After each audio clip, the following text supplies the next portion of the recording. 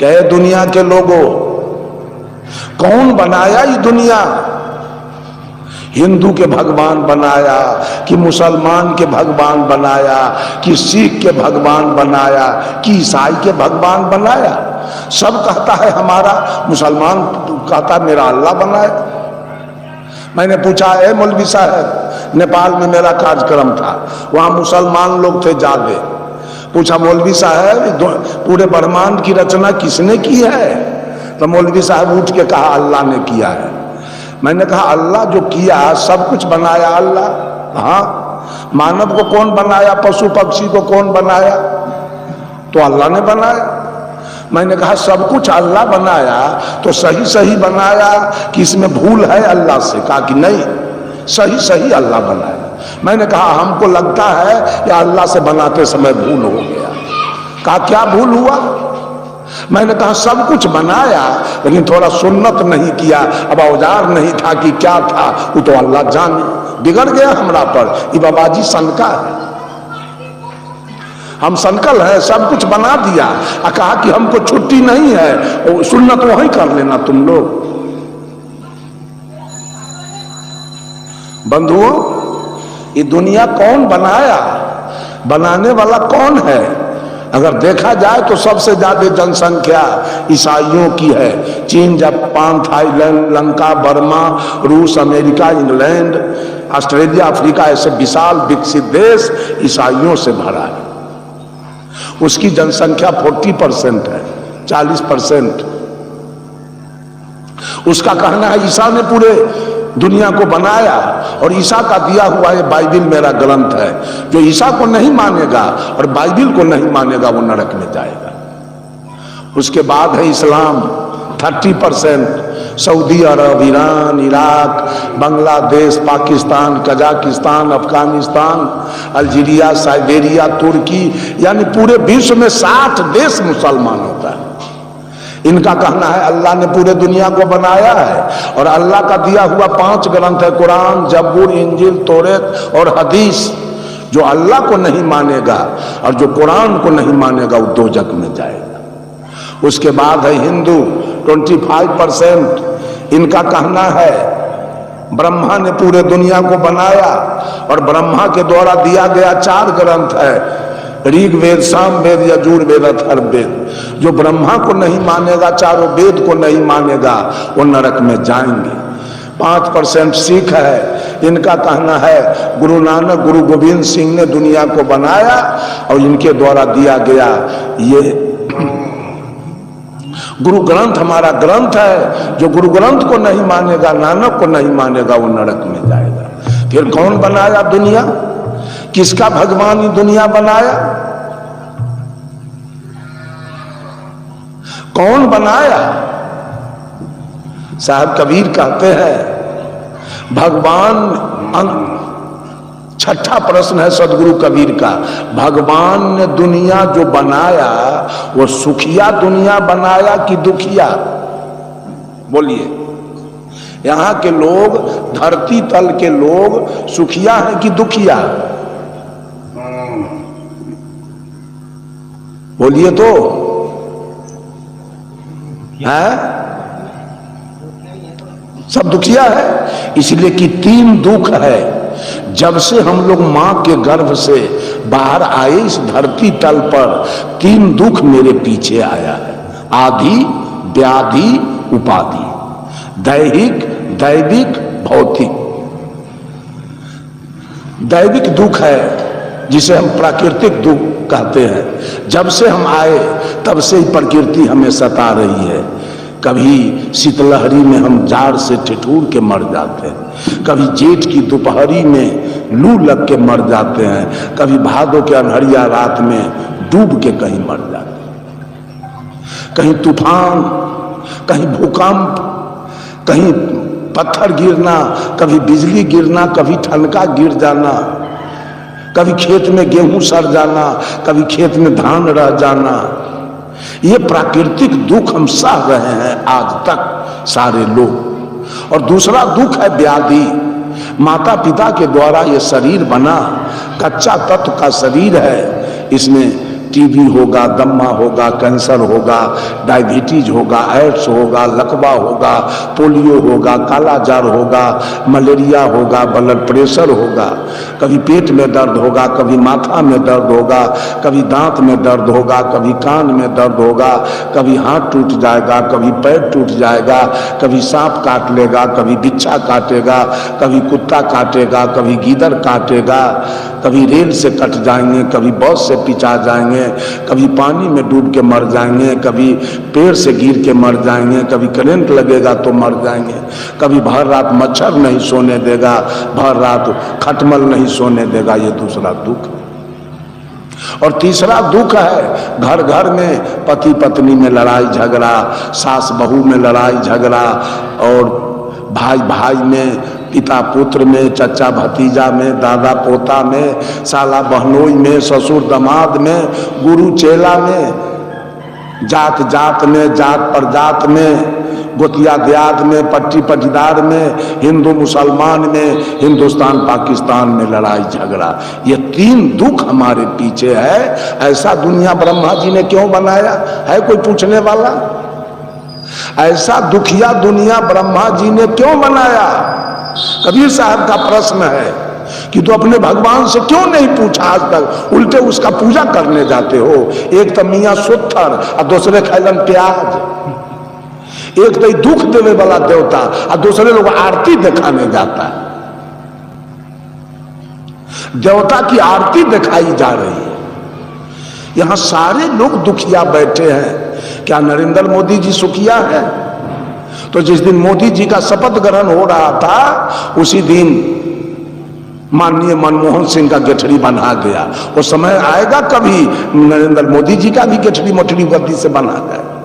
यहां सुखिया कोई नहीं, यहां परमानेंट सुख किसी के लिए नहीं। ऐसा दुनिया भगवान ने क्यों बनाया? और उल्टे उसका पूजा करते हैं। जो दुख में हमको डाला उसकी पूजा होनी चाहिए। और अंतिम प्रश्न सदगुरु कबीर का है कि है जी तुम्हारा भगवान जो दुनिया बनाया, अब ग्रंथ बना के भेजा, हिंदू के ग्रंथ संस्कृत में, मुसलमान के ग्रंथ उर्दू में, ईसाई के ग्रंथ अंग्रेजी में और सिख के ग्रंथ पंजाबी भाषा में। ये तेरा भगवान कौन यूनिवर्सिटी में पढ़ा 4 विषय से, जो चारों के 4 भाषा में किताब लिख के भेजा है? सब कहता है हमारा भगवान का दिया हुआ किताब है। एक मुसलमान हमको मिला तो कहा कि हमारा आसमानी ग्रंथ है कुरान, अल्लाह लिख के भेजा है। हम कि तोरे अल्लाह ऊपर में प्रेस बैठाया है कि ब्रह्मा प्रेस बैठाया है? कौन प्रेस बैठाया ऊपर में? बंधुओं, ये अंधश्रद्धावादी लोगों का काम है। सब लोग श्रद्धावादी बनिए, और श्रद्धावादी बनेंगे तो आपको लगेगा कि मां से बढ़ के कोई देवता नहीं है इस धरती पर। अगर मां नहीं होती तो यह सभा कैसे लगता? मां नहीं होती तो engineer, doctor, collector, professor, engineer कहां से आते? मां नहीं होती तो प्रधानमंत्री, मुख्यमंत्री, रेल मंत्री, विदेश मंत्री, रक्षा मंत्री, वित्त मंत्री कहां से आते? मां नहीं होती तो मुख्यमंत्री कहां से आते और गवर्नर साहब कहां से आते? मां नहीं होती तो ढोलक बजाने वाला, हारमोनियम, नाल, गिटार, सितार बजाने वाले और गाने वाले कहां से आते?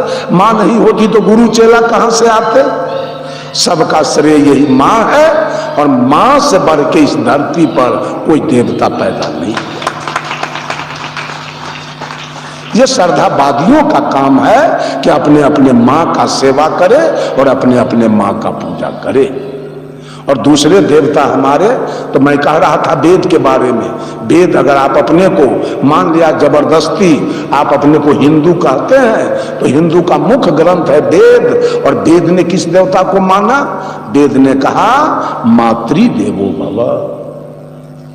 वेद ने मां को आगे किया है, इसलिए कि इस काया पर मां का लागत है 12 आना, पिता का लागत है 4 आना। इसलिए मां को आगे हर जगह। सीता तब राम, राधे तब श्याम, माता तब पिता। मां का दर्जा सबसे आगे है, इसलिए सबसे बड़ा देवता इस धरती तल पर मां से बढ़ के कोई देवता नहीं।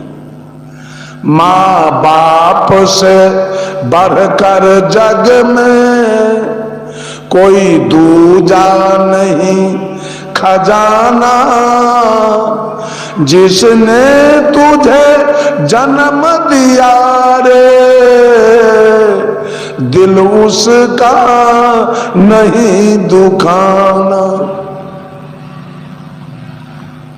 पहले तो माँ ने तुझको 9 महीने पेट में ढोया, सीने का खून पिलाया, तू जब जब बंदे रोया। तेरे ऊपर माँ का कर्ज है, तेरा काम है कर्ज चुकाना। जिसने तुझे जन्म दिया रे दिल उसका नहीं दुखाना। दिन रात तुझे तेरी माँ ने बाहों में तुझे झुलाया, खुद गीले में माँ सोई, सूखे में तुझे सुलाया। तू कोई भी दुख देकर माँ को कभी न रुलाना। जिसने तुझे जन्म दिया रे दिल उसका नहीं दुखाना। माँ बाप के शरण से बढ़कर कोई स्वर्ग नहीं है दूजा। सब छोड़ के तीरथ बंदे कर ले माँ बाप की पूजा। इस जन्म मरण से तुझको अगर है मुक्ति पाना, जिसने तुझे जन्म दिया रे दिल उसका नहीं दुखाना। ये 3 ही देवता मेरे हैं। ऐसे आप 72 करोड़ पूजते रहिए, उससे हमको और उससे फायदा भी कुछ नहीं मिलेगा। पूजते पूजते मर जाएंगे, कुछ मिलेगा नहीं वहां से, क्योंकि वो पूजा बिल्कुल झूठा है, कुछ है नहीं। वो सारे ईश्वर देवता आपके मन की कल्पना है। कबीर साहब कहते हैं, हंसा तू तो सबल था, हल्की अपनी चाल, रंग कुरंगे रंगिया तो और किया लगबार। ए हंस, जिस दिन तू मां के गर्भ से बाहर आया था उस दिन तेरी चाल बड़ी निराली थी। हंसा तू तो सबल था। लोग कहते हैं बच्चा बेहोश है, अभी जन्म लिया है। साहब कबीर का कहना है यही बच्चा तो होश में है। बेहोशी तो जवानी में आती है। मनुष्य बेहोश होता है जवानी में, जब जन्म लिया वो होश में है। उसके अंदर कोई जातीयता की भावना नहीं है, कोई सांप्रदायिकता की भावना नहीं है, कोई छुआछूत की भावना नहीं है, कोई अवर्ण सवर्ण की भावना नहीं है, कोई नीच ऊंच की भावना नहीं है, कोई गोरे काले की भावना नहीं है। उस बच्चे के अंदर एकदम साफ प्लेन है। वो मांस मछली तारी दारू गांजा भांग पान बीड़ी सिगरेट कुछ नहीं खाएगा। वो बच्चा मंदिर भी नहीं जाएगा और भगवान को भी नहीं पुकारेगा। आज भी कान खोल के सुन लीजिए, गाय को भगवान नहीं चाहिए, भैंस को भगवान नहीं चाहिए, कुत्ता गीदड़ को भगवान नहीं चाहिए, हाथी घोड़ा को भगवान नहीं चाहिए। क्यों? वो सारे अपने अपने धर्म पर जी रहे। गाय कभी मंदिर नहीं गई, कभी कोई देवता की पूजा नहीं किया, लेकिन आज तक अपने प्राकृतिक धर्म पर जी रही है। उसके नाद में जरा सा मछली का धोइन दे के देखिए, गाय भाग जाएगी वहां से। लेकिन ये महिला सारे देवता की पूजा करने वाली मछली नीर के खाती है और मांस बना के खाती है। इस पर विचार किया जाए। साहब कबीर कहते हैं, हंसा तू तो सबल था, हल्की अपनी चाल, आज तेरी चाल हल्की हो गई। क्यों? रंग कुरंगे रंगिया। रंग एक सीधा साधा शब्द है, उसमें उपसर्ग लग गया। कु लग जाने से इसका रंग बिगड़ गया। जवानी में रंग बिगड़ती है। हम लोग रंग, हमारा 5 रंग था, सत, दया, धैर्यशील विचार का रंग लेके हम आए थे दुनिया में। लेकिन जो जो जवानी आई, शरीर का विकास हुआ, तो ये असली रंग छोड़ते गया और नकली रंग मेरे ऊपर चढ़ते चला गया। नकली रंग क्या चढ़ गया? काम, क्रोध, लोभ, मोह, अहंकार। ये रंग मेरे ऊपर चढ़ गया। और जब नकली रंग मेरे ऊपर चढ़ा तो काम नकली होगा कि असली? गलत रंग जब मेरे ऊपर चढ़ गया है तो काम असली होगा कि नकली? कैसा होगा? काम नकली होगा। और काम जब खराब होगा, गलत होगा, तो विपत्ति आएगी। निश्चित रूप से दरोगा जी आपके यहां आएंगे, आपके डांड में रस्सा लगेगी और उस समय आप भगवान का उद्घाटन करेंगे। हे भगवान, अब मुझको बचाओ। अभी सारे लोग बैठे हैं यहाँ, माँ बहनें भी बैठी है, आप लोग भी बैठे हैं, हमारे संत लोग भी बैठे हैं। अभी भगवान की कोई आवश्यकता है किसी को? किसी को कोई जरूरी नहीं है। एक बदमाश अभी बाहर में पकड़ ले एक आदमी को, अब पिस्तौल केवल भिरा दे तो अभी कहेगा हे भगवान आके बचाओ। अभी तुरंत भगवान की आवश्यकता आ जाएगी, तन को देरी नहीं लगेगा। जब आप रात में चलते हैं और कहीं डर लग गया भूत प्रेत का, तो तुरंत भगवान को पूरा पुकारते हैं आप, जरूरी आ गया। जय हनुमान ज्ञान गुण सागर, जय कपीस तिहु लोक उजागर। और कहीं पढ़ते हुए चले गए अपने घर, तो हनुमान जी जाए अब जहां का है वहां। अब हनुमान चालीसा का कोई जरूरी नहीं। ये सारे भगवान, जितना आप भगवान की पूजा करते हैं, वो सारा भगवान मानव के द्वारा उद्घाटित है। मनुष्य ने विपत्ति में इसका उद्घाटन किया।